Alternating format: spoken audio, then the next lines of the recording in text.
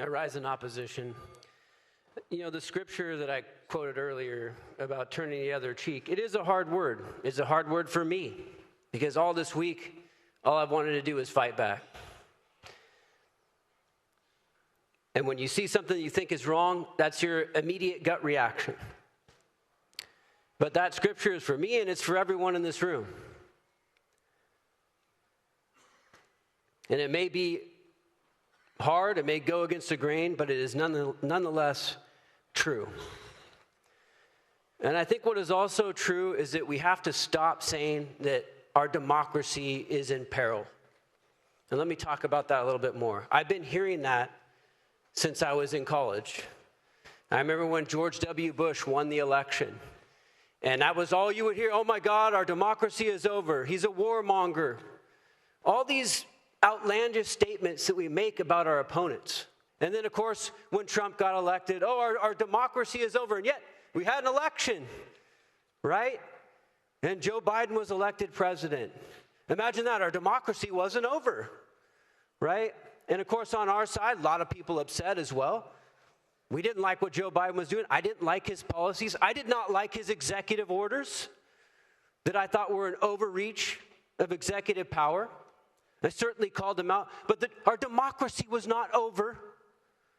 No, not by a long shot. We didn't stop meeting in these halls as the representatives of the people. We didn't stop doing those things. People still voted. Elections still happened. And Donald Trump was reelected president in the last cycle. I know that bothers you. I know you don't like it. But he was duly elected. We have a responsibility right here in this building to pass just laws. And now we have a bill before us.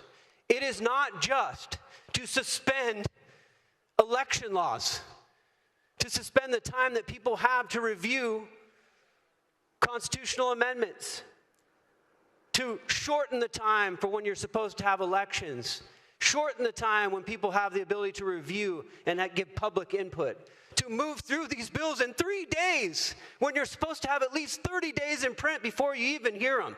And you know it. It's not just. So don't pretend that it is. And here's another truth.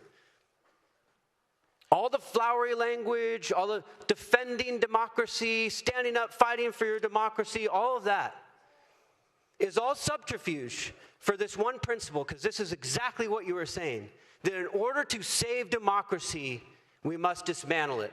We must undermine it. In order to preserve representation, you must temporarily suspend it. That principle has never been true. It has always led to despotism and authoritarianism.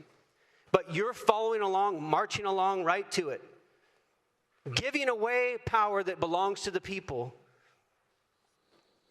Subverting the Constitution. And then saying you're doing it under the auspices of democracy. 30 seconds. What I don't hear over there on this other side is that our governor is wrong. And you were silent. Don't talk to me about executive overreach when he didn't even let us go worship in our churches. And you said nothing. When he shut down businesses, many of them Latino-owned, immigrant businesses, you said nothing. Thank you, Assemblymember.